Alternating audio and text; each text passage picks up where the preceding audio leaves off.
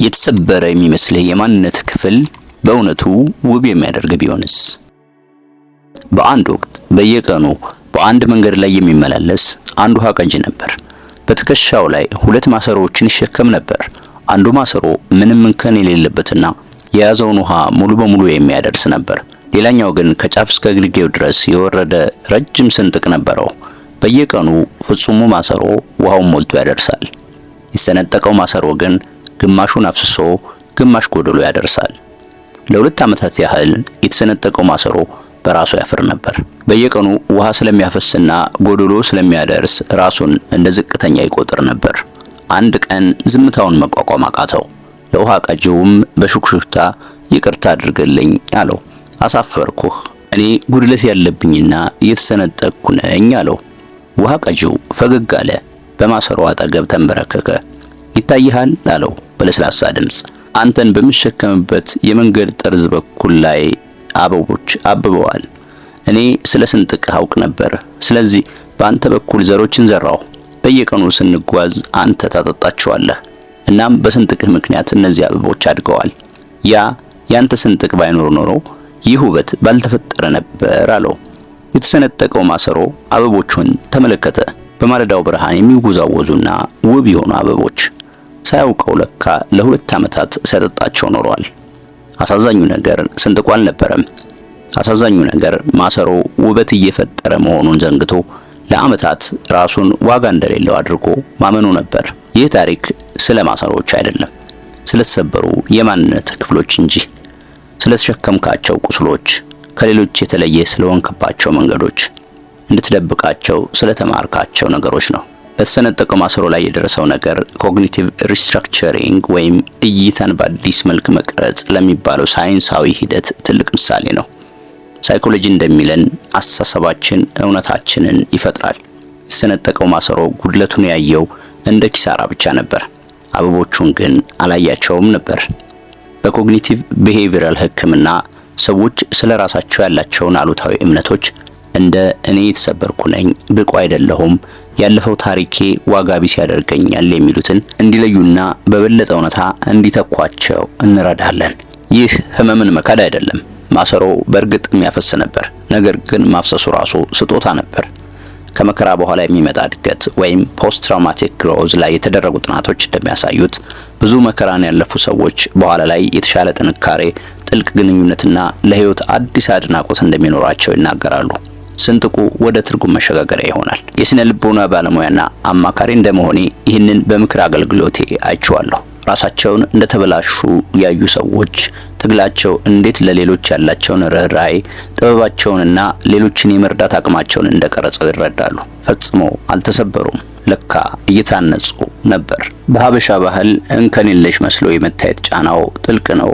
ሰው ምን ይላል እየተባልን ያደግነው። ዋጋችን ብዙውን ጊዜ ከስኬታችን ከዝናችንና የሚጠበቅብንን ምን ያህል እንደምናሟላ ጋር የተያያዘ ይመስላል። ስንጥቆቻችንን መደበቅ እንማራለን። ትግላችንን፣ ጥርጣሬዎቻችንን፣ ህመማችንን እንደብቃለን። ሲደክመን ፈገግ እንላለን። ውስጣችን ባዶ ሆኖ ስኬታማ እንመስላለን። ይህ ጫና አንድ አስቸጋሪ ሁኔታ ይፈጥራል። ድጋፍ በጣም በሚያስፈልገን ጊዜ ፍጹም መስለን ለመታየት ስለምንጥር የበለጠ ብቸኝነት ይሰማናል። ነገር ግን ፍጹምነት ግንኙነትን አይፈጥርም። ፈጽሞ የማያፈስ ማሰሮ አበቦችን አያጠጣም። ስንጥቁን የማያሳይ ሰው ሌሎችም አብረውት እንዲያብቡ እድል አይሰጥም። በቤተሰቦቻችን ውስጥ ብዙውን ጊዜ ልጆችን እናወዳደራለን። ዋጋን በትምህርት ደረጃና በሰርግ እንለካለን። የሚቸገሩትን ደግሞ ዝም እናሰኛቸዋለን። ነገር ግን የታገሉትና የተቸገሩት የተሰነጠቁት ማሰሮዎች ብዙውን ጊዜ ጥልቅ ርህራሄ ያላቸው ይሆናሉ። ልንጠይቀው የሚገባን አንድ ጥያቄ፣ እየቀረጽን ያለነው ፍጹም የሆኑ ማሰሮዎችን ነው ወይስ አበቦችን እየተከልን ነው? ስንጥቆቻችሁን እየደበቃችሁ መሆናችሁን እንዴት ታውቃላችሁ? ራሳችሁን እነዚህን ጥያቄዎች ጠይቁ።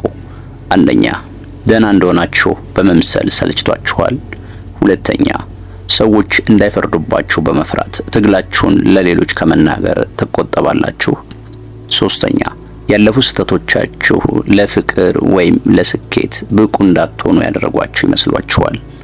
አራተኛ፣ የእናንተን ውስጣዊ ህመም ከሌሎች ውጫዊ ገጽታ ጋር ታወዳድራላችሁ?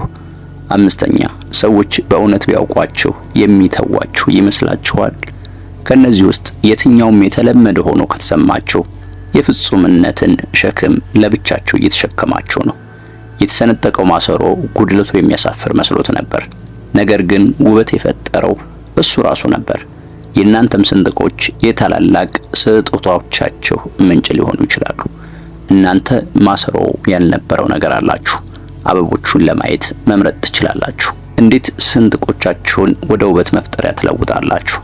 በምክር አገልግሎቴና በተለያዩ ትሬኒንጎች ወይም ስልጠናዎች የማስተምረው 5 እርምጃዎች ያሉት መፍትሄ ይሄ ነው። የመጀመሪያው እርምጃ ስንጥቁን መለየት። ታሪካችሁን መደበቅ አቁሙ። ያለፋችሁበትን ነገር ጻፉ። ህመሙን፣ ትግሉን፣ ሀፍረቱን አትፍረዱበት፣ ብቻ ተመልከቱት። ስንጥቅን የመለወጫ የመጀመሪያው እርምጃ እዚያ የሌለ ማስመሰልን ማቆም ነው። ሁለተኛው እርምጃ ዘሮቹን መትከል ነው። ራሳችሁን እንዲህ ብላችሁ ጠይቁ። በዚህ ስንጥቅ ምክንያት ምን ተምሬያለሁ? ምን አይነት ጥንካሬ አዳብሬያለሁ? ያለሱ በምን አይነት ርህራሄ ተሞልቻለሁ? ዘሮቹ ቀድሞውኑ እዚህ ያሉ፣ እናንተ ግን አላስተዋላችኋቸውም። እርምጃ 3 አበቦቹን ማጠጣት።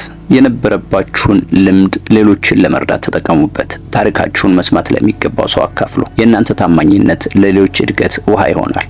የተሰነጠቀው ማሰሮ አበቦችን እያጠጣ መሆኑን አያውቅም ነበር። እናንተ ግን ሆን ብላችሁ ለማጠጣት መምረጥ ትችላላችሁ። አራተኛው እርምጃ ውሃ ተሸካሚያችሁን መፈለግ ነው። ብቻችሁን መለወጥ አትችሉም። ስንጥቆቻችሁን እንደ ጉድለት ሳይሆን እንደ ስጦታ የሚያይላችሁን ሰው ፈልጉ። አማካሪ ወይም ታማኝ ጓደኛ። ውሃ ተሸካሚው የማሰሮውን ዓላማ ያውቅ ነበር። እናንተም ራሳችሁን ማየት እስክትችሉ ድረስ ሌላ ሰው እንዲያያችሁ ፍቀዱ። አምስተኛው እርምጃ መደበቃችሁን ትታችሁ አንጸባርቁ። ለሆናችሁት ማንነት ይቅርታ መጠየቅ አቁሙ። ስንጥቁ ስህተት አይደለም፣ የማንነታችሁ አካል ነው። መደበቅን ስታቆሙ ሌሎችም መደበቅ እንዲያቆሙ ፍቃድ ትሰጧቸዋላችሁ። የእናንተ ጉድለት ለሌሎች የራሳቸውን ውበት የሚያዩበት መስታወት ይሆናል። ከመሄዳችሁ በፊት አንድ ነገር እንድታደርጉ ፈልጋለሁ። አይኖቻችሁን ጨፍኑ። የተሰነጠቀ የሚመስላችሁን የምትደብቁትንና የምታፍሩበትን የማንነታችሁን ክፍል በህሊናችሁ ሳሉ። አሁን ያ ስንጥቅ በወርቃማ ብርሃን ሲሞላ አስቡ። ያ ብርሃን ወጥቶ የሌላውን ሰው ጨለማ ሲያበራ ተመልከቱ። እንከን የለሽ እንድትሆኑ አልተፈጠራችሁም፣ እንድትሞሉ እንጂ ከነስንጥቆቻችሁ። የተሰነጠቀው ማሰሮ ውብ የሆነው ስለተጠገነ አይደለም፣ ውብ የሆነው በትክክል ማንነቱ ስለታየ ነው። ይህ መስታወት ነው፣ ፍጹም እንድትሆኑ ሳይሆን እውነተኛ እንድትሆኑ የሚጠይቃችሁ መስታወት። ይህ ቪዲዮ አንድ ነገር ካስተማራችሁ ስንጥቆቻቸው ጉድለት እንዳልሆኑ መስማት ለሚገባቸው ሰዎች አጋሩት እና በአስተያየት መስጫው ላይ ንገሩኝ። በህይወታችሁ ውስጥ አበቦችን ያጠጣላችሁ አንዱ ስንጥቅ ምንድን ነው? በቀጣዩ ቪዲዮአችን ጥልቅ ቁስሎች እንዴት ወደ ክንፍ እንደሚቀየሩ በንስርና በቀስት ታሪክ እናያለን። እንዳያመልጣችሁ ሰብስክራይብ አድርጉ።